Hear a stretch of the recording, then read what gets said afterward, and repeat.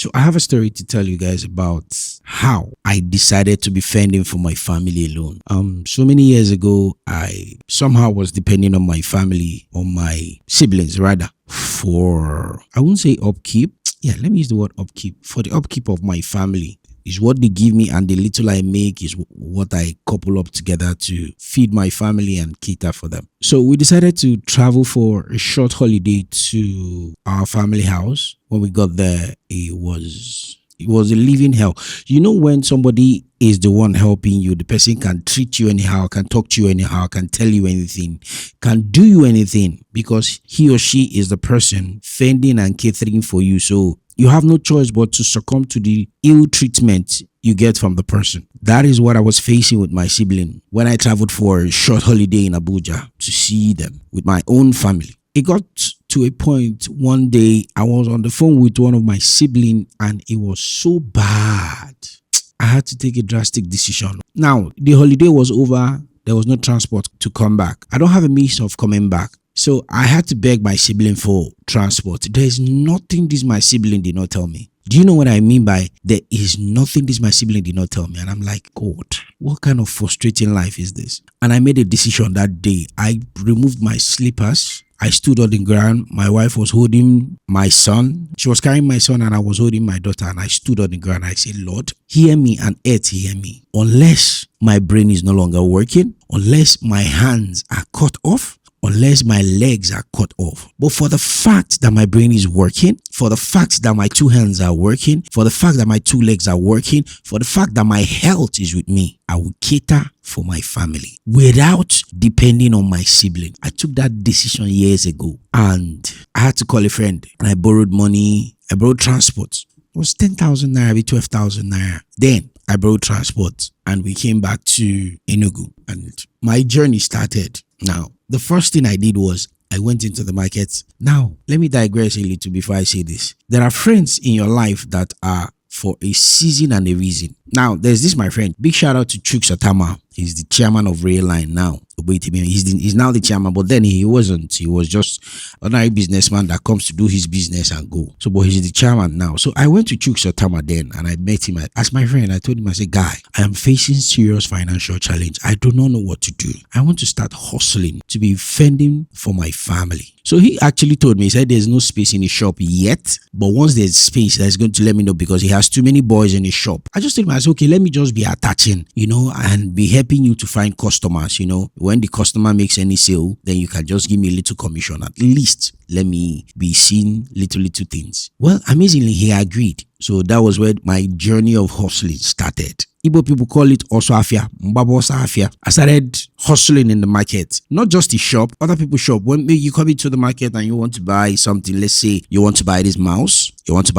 and the mouse, let's say the mouse, they're selling it 5,000 naira. Now, if I get the customer, I can tell the customer, okay, the mouse is 7,500. After much negotiation, if the customer buys it, say 6,000 naira, me and the owner of the shop is going to split that 1,000 naira. Is it that he takes 300 and give me 700, or he takes 500 and give me 500? That's how I was hustling. And he kept on. Now, boss Afi, I was just hustling from this shop to that shop. Customer comes in, and while I was doing that, thank God for the kind of brain God gave me. While I was doing that, I was stylishly learning how to fix phones because it was in a phone village. I was stylishly learning how to fix phone, change screen, change charging ports and all that, and fix it, do all the whole software thing. I was just learning it stylishly while I was hustling for customers, for shop owners. So the first day I made money, if I tell you guys how much, the first day I made 800 naira. It was like 800,000 naira for me. I called my wife. I told my wife, I said, babe, guess how much I make today? 800. I think, the first day I started, I made 800 naira and I called my wife. I said, babe, I just made 800 naira. And you need to see the excitement in my wife's voice that, wow, my husband made money today, Very good wife. My husband made money today. And I'm like, God, thank you. The other time I went to the market, I made 12,000 naira. And I'm like, Jesus Christ. And while I was doing the hustling, I started fixing phones, small. So Chuk Satama now said, okay, you know what? For now, be staying in my shop, join my boys, be fixing phones. When you have the money to pay me, you pay me. Now, there are people in your life sometimes, when they see how hard your life is, they try to assist. They might not give you everything, but they give you the assistance you need to start getting better. That is also help. It is also help. That was how I started. I started fixing phone. I was still fixing phone. I was still hustling for customers too, for other shop owners. And that was how I started making money on my own. While I was doing that, I was still learning other form of handwork, so I can also keep up with taking care of my family. Now, initially I was a photographer. My camera was stolen actually, so that was why I couldn't do photography gig. Each time I go to rent cameras, is either the camera is booked or it's not available. So getting a photography job was really kind of hard then. So that was what made everything impossibly hard, really impossibly hard. So that was how my journey to hustling for my family alone started. I started making money. Some days I go to the market, I come back with 50,000, 30,000, 20,000, from fixing phones and hustling for customers. That experience really taught me a lot that, man, no man is supposed to be sitting one place, especially a man that has family. You have to, at least the works of your hands, you have to get something doing in this your hands, and also get something doing in this your brain. From there my journey started. I went into optoelectronics engineering, which is LED screens. I started from connecting this TV to this TV. From there, moved into LED displays, and that was how my journey into independent family man now began. I was able to pay my rent. I was able to feed my family. I was able to do a few other things, and it was a thing of pride. Now, the insults were no longer there because why? I wasn't depending on them anymore. The respect started coming in. Obviously, now I'm really good with my siblings because I don't depend on any of them. Rather, I even contribute because I've gotten to a point where there are things I've overcome by the help of God. Actually, I've overcome those things, things like fending for my family, things like paying house rents, things like food, school fees. God has helped me to overcome all those. I am no longer bothered about that. I don't know why. I might not have the money, but I'm not bothered because it just fixes itself. I don't know how it happens. So what am I trying to say? As a man, if you decide to be better, God will order your footstep to your better days. If you decide to be better, God will just order your footstep to your better days. It's as simple as that.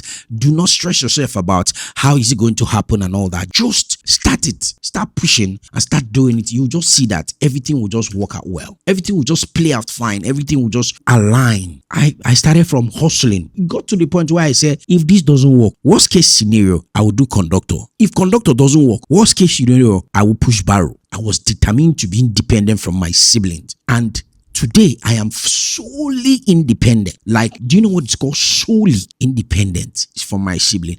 And it gives you Bible said there's dignity in labor. It gives you pride that, man, this 15 naira within my hand, na me hustle am, no be person give me. Na me work am out. There's dignity in labor. There's pride when you know that the money you're spending, you made it. They didn't give you. They didn't hand it over to you for free. You worked it out.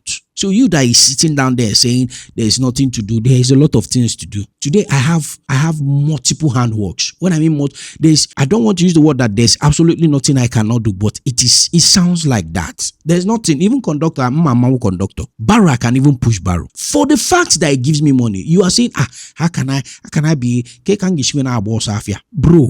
Make I tell you, those same people you are trying to say, people will laugh at me. They will still laugh at you when you don't have money. They will also insult you on top of it, not just laugh at you. They will give you insult upon insult and still laugh at you. So what's the point? It is better you laugh at me when I'm making my money than laugh at me when I don't have money. Bro, get up, sit up, start hustling. Legitimately, I did not say you should go and steal. Legitimately stand up and start hustling. Start somewhere. If it's also affair, you start. If it's barrow, you start. If it's conductor, you start. But start somewhere. Or go and learn a trade or learn a handwork or learn a skill. I studied computer science, a graduate of computer science. I don't know where my certificate today. I've never used my certificate to look for work. It is my handwork that gives me my opportunities. So my point is, get up, decide to be better, decide to sit up, and decide to get to work. It might not be easy as you start it, but do not sit down and say, I don't have, nobody wants to help me. Oh, more stand up. Are your hands okay? Yes. Are your brains working? Yes. Are your legs working? Yes. Get up. Is your health with you? Yes. Get up and go and work. When you start making that money, you realize the pride in making your own money. I was able to pay my house rent. I was able to pay my children's school fees. I was able to feed my family. I was able to stand on my own because I decided to work it out on my own with the help of God and with the help of some. See, let me tell you, when you pray for destiny helpers, it is not that one person that come and gives you 10 million or 1 million is your destiny helper. That person that show you to pass this way, if you pass this way, you are going to see somebody that's going to tell you to pass the other way. Those are destiny helpers. Because if they did not show you that way, you will not know that there's another way, or you will not meet another person that will show you another way. So destiny helpers are those ones in your life that are leading you towards the progress and prosperity of your life. Those are your destiny helpers. Not just that one man that came and said, okay, I will help you. I will give you 15 million so you can start. Hey, those are destiny helpers too. But undermine destiny helpers are those ones that show you the way to the place you are looking for. Those people too are destiny helpers. Pass like that. Peace.